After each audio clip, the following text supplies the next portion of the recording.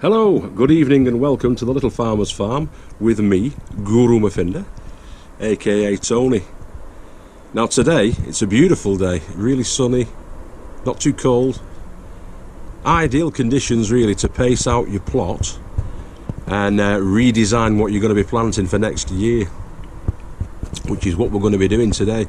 I'm going to be sort of topographically assessing my plot, my land, seeing where all the existing beds are, and then making some decisions about what we're going to do with those beds, whether we're going to keep them the way they are or rejig them a little bit to maximise our growing space. And also we're going to be looking at the crop rotation that we're going to be putting in for next year, especially since we had the club root issue. I've got to sort of rearrange and rethink where we're going to be planting next year, make sure we're not planted in the same place with the same crops, the same type of crops. Okay, so that's what we're on with today, boys and girls. Hope you enjoy it. If you do, please like, comment, subscribe. If you're already a subscriber, make sure you hit that bell notification button down below so you don't miss another exciting episode down here on the Little Farm with me. And I'll catch you in a bit. Alright. Okay, so I am right at the back, at the top end of the slope of our twin plots. That's 36 and that's 37. So the first thing I'm going to do is pace it out and pace out the distance between the back of the plot and where the gate is. So let's get on with that.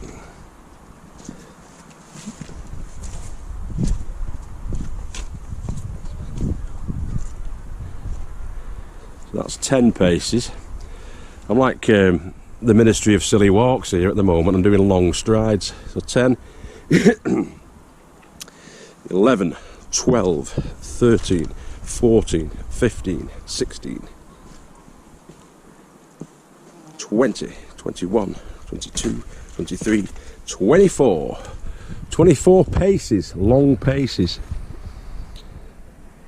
Which actually works out to around about 72 yards. Okay. Now I'm going to do the width. So I'm going to do the width from Joe's side to the middle and from Mick's side over there again to the middle. And I know that that's a 3-foot path there. Yeah, that's 72 feet, Guru, not yards. At least he's got his tooth in. 1, 2, 3, 4, 5, 6.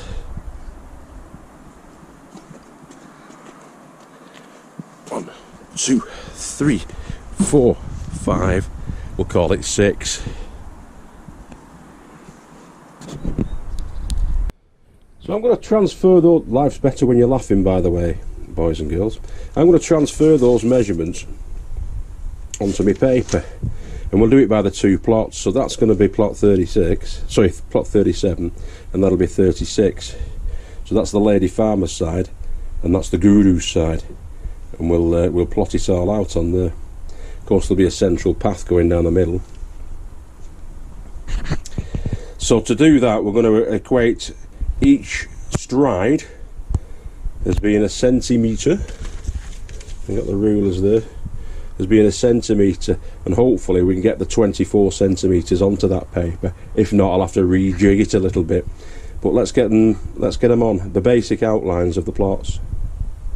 Okay. So I've walked around, paced out and plotted all the areas, both sides of the Little Farmer's Farm, plots 36 and 37. I'll show you. There you go. Now as you can see from that, I have allocated names to each one of the beds, starting from bed 1, 2, 3, 4, 4A, all the way around until we get to 26. But I've got 2 dedicated beds there for beans and also for peas, so I'm leaving them as they are. As regards to the glass houses, we've got that greenhouse there, G1, and the polycarb greenhouse up at the top, the tiki tunnel, and of course the tiki hut and the black shed. So everything's been plotted out on there. I'll show you how that compares with how the site looks.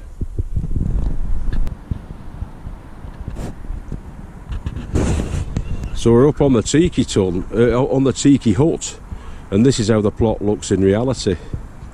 There's bed 1, bed 2, bed 3, bed 4 and 4A, as is going to be, bed 5 and 5A, as is going to be, bed 6, bed 7, bed 8, etc, etc, etc, as we go. Actually, that's not bed 6. We don't have a bed 6. We're going to create a bed 6 down there. That's bed 9. That's 7 and 8. There's the lady farmer's greenhouse and the black shed and all the other beds. I'm on the GoPro today. I'm filming with the GoPro, which I don't like because I can't see myself when I'm filming myself. So half my head's probably missing off a lot of these, but I can only apologise for that, boys and girls, because I have no other option. Vodafone have yet to send the SIM card for the new phone. So although the phone can be used as a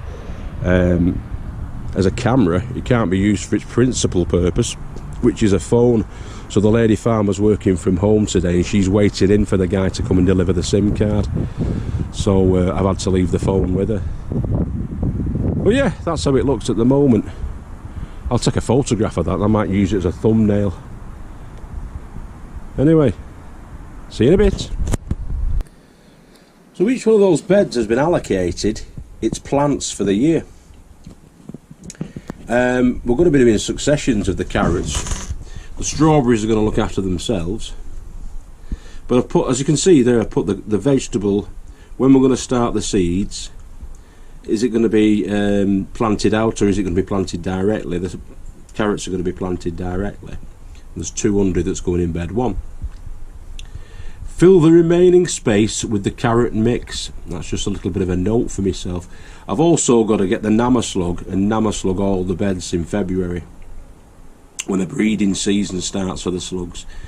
So we'll try and control them from day one. I'm going to be doing that probably about every, watering the NAMASTE in probably about every 6 weeks or so, just so we can hopefully keep on top of that.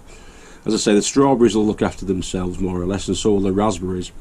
But I've divided bed 4 and bed 5, so there's a third of those long beds that are going to be devoted to pak choy. We like pak choy, and we know we've no club root over on that side, so we're going to be using that. Bed 6 is a bed that's yet to be created, so is bed 16. So there's 2 beds that are going to be going in there, and that's yet to be decided what we're going to plant in there. I don't know if you can see that very well. Let's get it up to the light a bit better. So this is our planting plan, really, that goes along with the bed diagram, the plot diagram. Yet to be decided as well what we're going to be growing in the glass house and the polytunnel and the polycarbonate greenhouse as well. So I'm going to do individual plans for those. But yeah, we're doing an eclectic mix, but it's all the stuff that we will actually eat. We're growing what we'll actually eat. We're going to be doing tests. So I can remember what decisions we've made and where things are going to be planted. I've pinned it up there on the whiteboard. So we've got the plot plan on the left, we've got all the sort of designated locations and planting times, sowing times, all of that on the right hand side, and that makes it easy. I can just look at that and say, right, what we're planting and where we're planting it, and then you can look outside on the actual plot, and there you go. It's totally represented. I'm just knocking all my tools over here. It's represented. It reflects what the plot is and what it looks like, and where things are going to be planted. And then I know then that this year we've planted French climbing beans in bed 15. Bed 15, French climbing beans. That's where they're going. I've got to clear out and remove and replace that bed. So I've got to make that bed smaller and more against bed 14, so that's going to be moved across from there to there, leaving more gap for that path so we can get to clear run down that way. I'm also going to be extending bed 9 all the way down to the bottom there, and that's going to be a bean and pea bed all the way down there. Okay. Alderman peas I've got there for the first lot that are going in. Yeah. Takes a bit of time, that. I mean, it's took me about, with faffing about and thinking about things, today, it's took about 3 hours. But it's well worth it. Once it's done, it's done.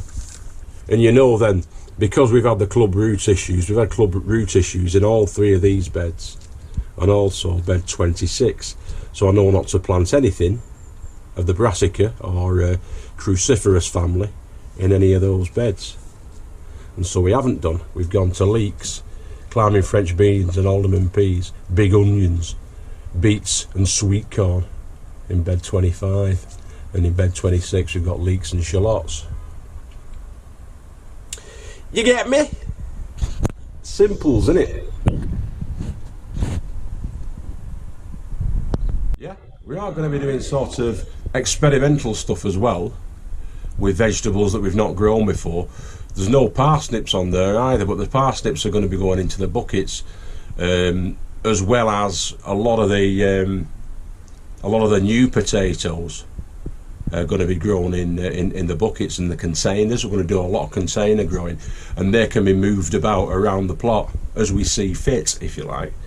We can mess about and move them around, because there's going to be lots and lots of potatoes again this year, but they're going to be either in dedicated beds or in the buckets, and they're going to be spread about all over the place. We intend to do a lot of cucumber this year. Not too many peppers. The peppers didn't do well the last couple of seasons for us, so we're going to sort of revert to shop bought stuff, but lots of baby tomatoes, little tomatoes, vining tomatoes and cucumber. We've got lettuces. Lettuces are going to be grown in the more shaded areas. There's a load of work that we're going to be doing, a load of changes we're going to be doing at this plot over the next sort of 3 or 4 months. So that opens up a lot of options for you. It opens up a lot of variation really in what you want to plant and where you want to plant it, and that's going to be decided organically as we go through over the next sort of 4 or 5 months until we get into spring. But we're going to be starting some stuff off probably in January, the big onions and things like that, broad beans, and then working our way each month through the seasons. We're going to be starting further plants and planting them in as gaps appear. We want to maximise the space, get as much out of the land as we possibly can, so that's what we're going to be doing. Alright, boys and girls, I hope you can follow that. And you sort of emulate it in some way or another. You don't have to do it exactly the way that I've done it, but it's always good to have a planting plan for your little farms. Will be this 6 foot by 4 foot, or as big as we've got, which was 24 paces by 13 paces, whatever that works out at. I roughly work it out at about 3 feet per long stride, and that gives me a general idea. But as you can see from that, I've walked out the entire plot, plotted out exactly where our existing beds are and what sort of size. I know what sizes these beds are as well, so I know what to plant in there. So on that plan, or the guide that goes with that plan, it tells me how many seeds I need to sow. I always go for about an extra 10% more than I've planned to plant out. So if you get some failures, we usually with this, the king seeds and the good seeds that we get, we don't get too many failures. But you've always got to account for it. You've always got to account for about 10%, 10 to 20% sometimes, depending on where you get your seeds from, as to what you're going to be sowing, and then you'll need those plants then to plant them out. You'll need some sort of redundancy built into that system, that you can afford to lose 10% of them. You know what I mean? Please don't forget to comment, like and subscribe if you like what we're doing. If you don't like what we're doing, but I hope you do like what we're doing and you're getting something from that, because the idea of this channel is really to spread the good news about growing. Yeah, the grower is God's steward on earth, looks after his land, doesn't he? Looks after Eden, and so he's much beloved by our Lord, isn't he? So crack on, get growing, feed yourselves, feed the world, make it a better place. And I'll catch you later on. I'm just going to wreck some more of my equipment in here, but if I don't see you through the week, I'll see you through the window. It's good in Murphinda. We're hurtling into the weekend now, so yeah, take care of yourselves and each other, and remember, mwah, we love you all. Bye bye now.